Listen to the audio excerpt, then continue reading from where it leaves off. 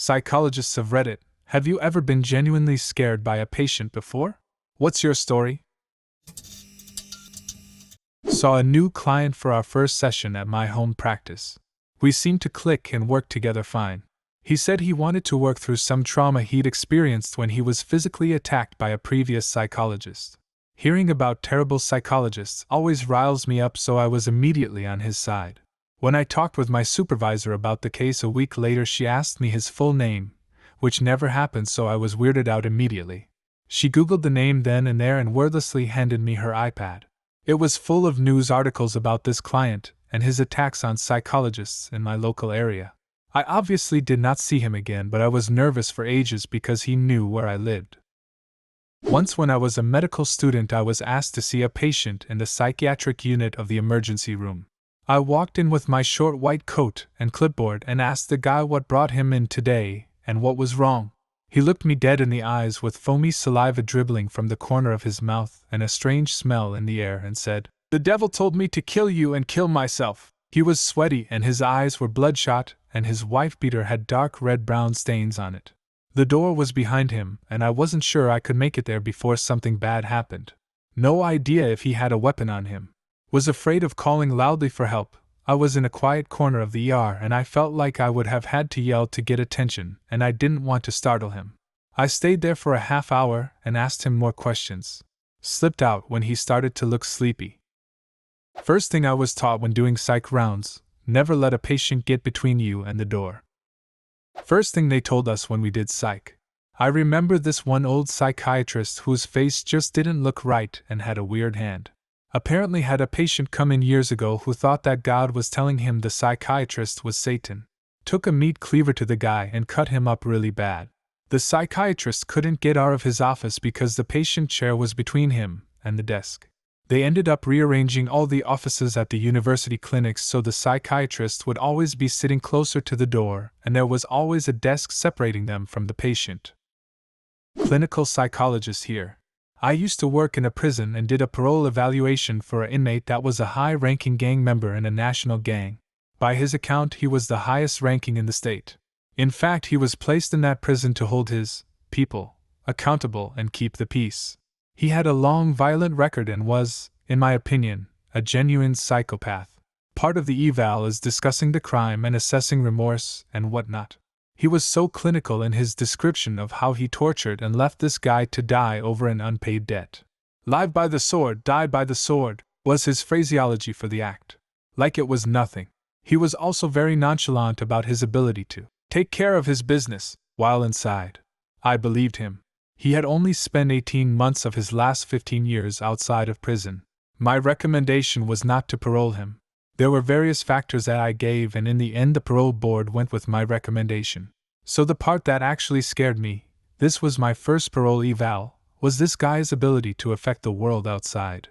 He could have sent someone to my house if he wanted to. I had no doubt about that.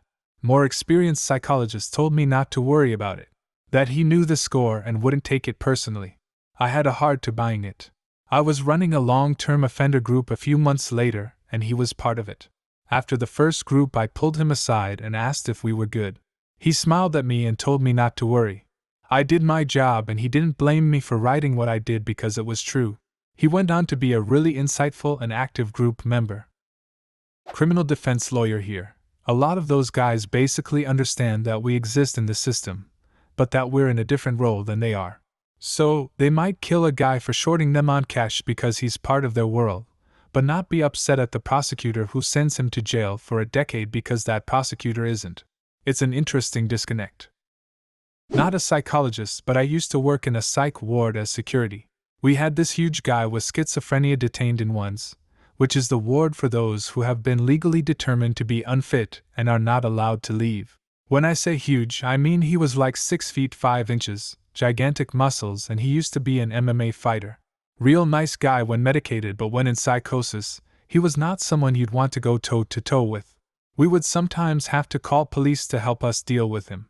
One officer would arrive, take a look at him and go, "Nope," and call for backup. So one day I was guarding the entrance to one's. He was doing fairly okay, so he wasn't confined to his room and was allowed to walk around the supervised communal space. He puts down his magazine, goes into his room, and then walks out naked. Dude walks up to me, stands about an inch away, and looks down at me. I mean way down, as I'm only 5 feet 3 inches. He tells me he's leaving. I asked if he would like some shoes or a gown. He says no, he's leaving and I better step aside. So I did. You better believe I stepped the fuck aside and let him walk out. I followed him at a safe distance through the psych ward, where everyone basically pinned themselves against the wall to get away, and out into the parking lot while on the call with the cops. I can't leave the grounds, so once he was off hospital property, I could only inform the police to which way he was running, which was down into a heavily populated downtown core. Not even 15 minutes later, he comes back and walks back into the lobby of the ward and asks for me. He wants shoes after all. Not a robe, but shoes. So I bring him shoes to prevent him from getting violent, and off he goes again as I repeat the process, following him to the edge of the grounds and calling the cops. Cops bring him back and put him into his secure room. However, once he is in there, they are not allowed to restrain past a certain point. So the whole security team assembles, which is me and about 5 men.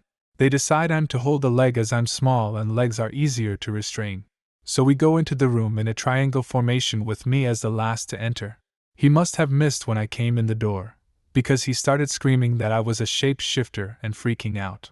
It took us about 30 minutes of restraining him before he was medicated enough to calm down. Fast forward maybe 2 years later.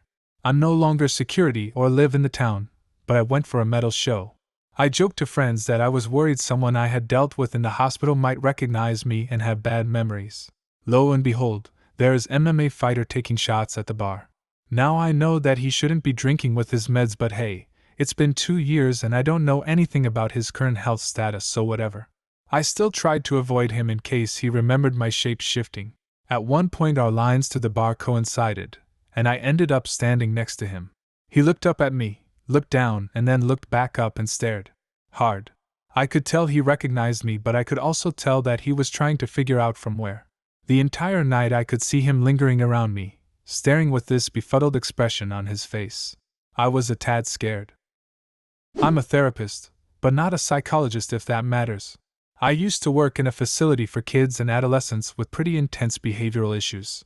Even when a client was aggressive, I was usually able to de-escalate them, and I generally didn't feel unsafe. In fact, most of the time I was concerned about their safety during outbursts.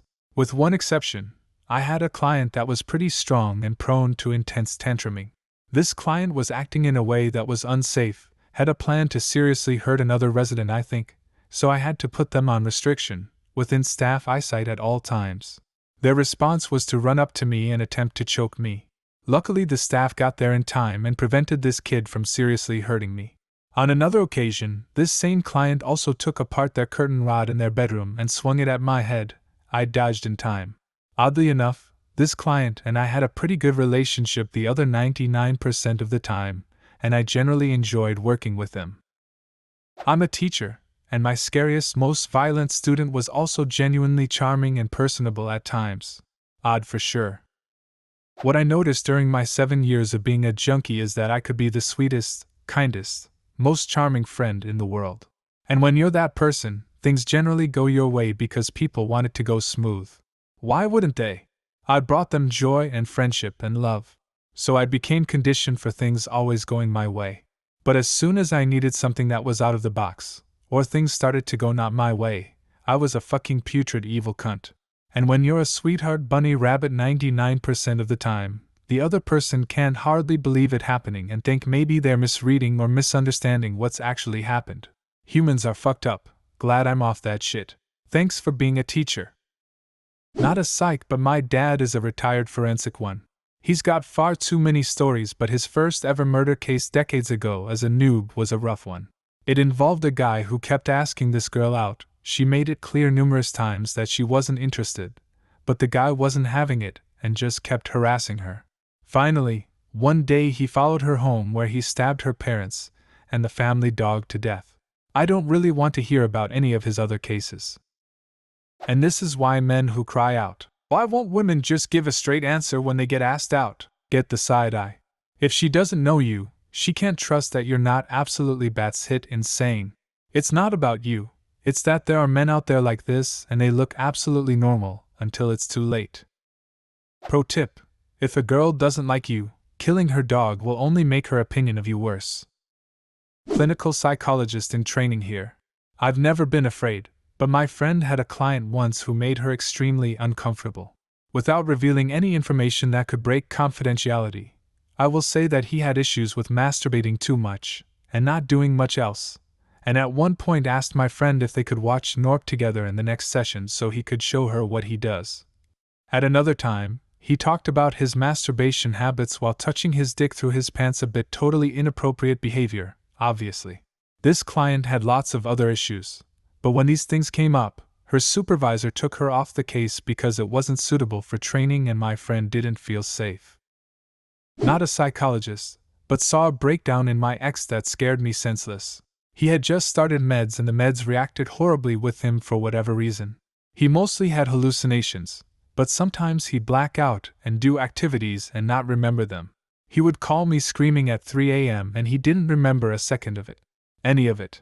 He had hallucinations before, but they got increasingly dangerous with these meds. In particular, I think of one instance. While on the phone during an episode, he said, "I boiled some water." I asked why, as it was 3 a.m., and he replied eerily calmly, "They told me I have to stick my hand in here." It was absolutely terrifying. I finally begged him to go to the hospital that following morning to ask for a medication change, and he begrudgingly obliged. While he was there, he started throwing up blood and had to get his stomach pumped. Turns out, in one of his blackouts, he swallowed his entire bottle of medication. Not a psychologist, but I work at a psych hospital. Your first experience with a patient attempting to seriously injure or kill you is always frightening, but most of the time, at least at my workplace, it's more heartbreaking than scary. A very sweet, mostly blind teenager who was going through his first psychotic break and had a love of martial arts, taekwondo, if I remember correctly, was really good at it. He couldn't see and would practice kicks, and at one point, accidentally kicked one of the reinforced shatterproof windows in the quiet room, think padded room without the padding. Turns out they were shatter-resistant. He destroyed it with that kick. Why those particular details?